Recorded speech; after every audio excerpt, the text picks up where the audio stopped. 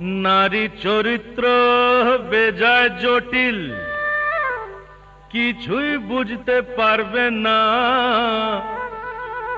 ওরা, কোনো ল মানে না, তাই ওদের নাম ললনা। বলছো কি? ঠিক বলছি। ওরা যুক্তি তর্কের ধার ধারে না, সেন্টিমেন্টে চলে, ইচ্ছে মতো কাঁদতে পারে, হাসে ইচ্ছে হলে। ওদের মতি গতি তুমি ভায়া প্রেডিক্ট করতে পারবে না।